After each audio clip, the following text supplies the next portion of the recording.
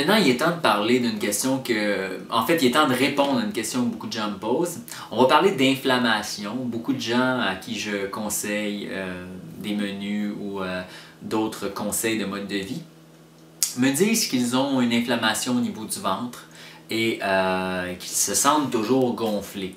D'où peut provenir cette inflammation? Qu'est-ce qui cause l'inflammation? Comment régler l'inflammation? Ce sont trois sujets que nous allons aborder brièvement dans ces vidéos. D'abord, qu'est-ce qui cause l'inflammation? Eh bien, selon mon expérience, selon ce que j'ai lu, je dirais que ce qui cause le plus l'inflammation, c'est d'abord l'acidification de l'organisme. Deuxièmement, la surconsommation de gras de type oméga 6 et de gras trans, donc les mauvais gras, mais principalement de gras de type oméga 6 cause l'inflammation. Et troisièmement, une carence en protéines de façon prolongée. Donc, le corps, pour se débarrasser de l'inflammation, a besoin de protéines et a besoin de couper ce qui inflamme. Dans ce qui inflamme, il y a d'autres facteurs. Peut-être un facteur que j'ai oublié de nommer qui est très important, c'est la surconsommation d'un même type d'aliment. En l'occurrence, souvent, c'est le blé qu'on surconsomme par le biais de pain, pâtes, etc. Donc, craquelin, tout ça, qu'est-ce qui est fait en blé.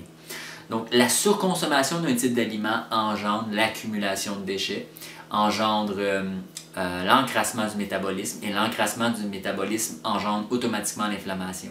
Cette inflammation-là est souvent liée à des gras oméga 6, la consommation de blé, la consommation d'aliments acidifiants et la consommation de produits laitiers. Il y a un lien très proche entre le blé et les produits laitiers du fait que les vaches consomment énormément de blé et de maïs et de soya.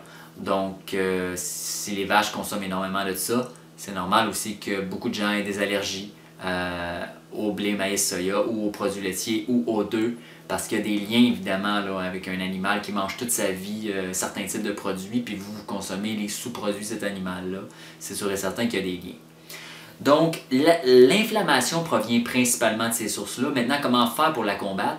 En fait, c'est très simple. Il faut couper ces sources d'aliments-là. Il faut couper ces sources alimentaires et ces sources d'inflammation-là.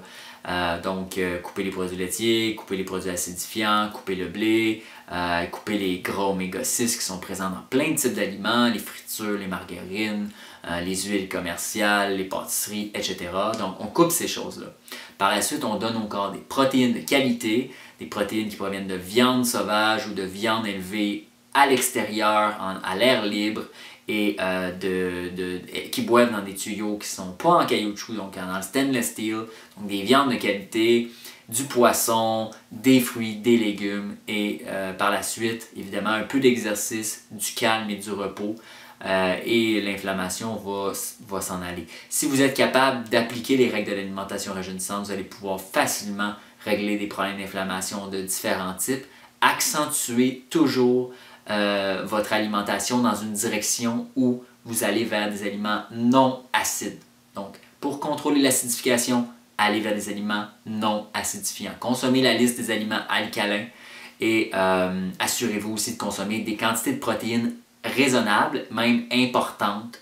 Ne sous-estimez pas justement votre apport en protéines en consommant trop de fruits et légumes. Allez aussi vers des produits riches en protéines comme les légumineuses et les viandes, poissons.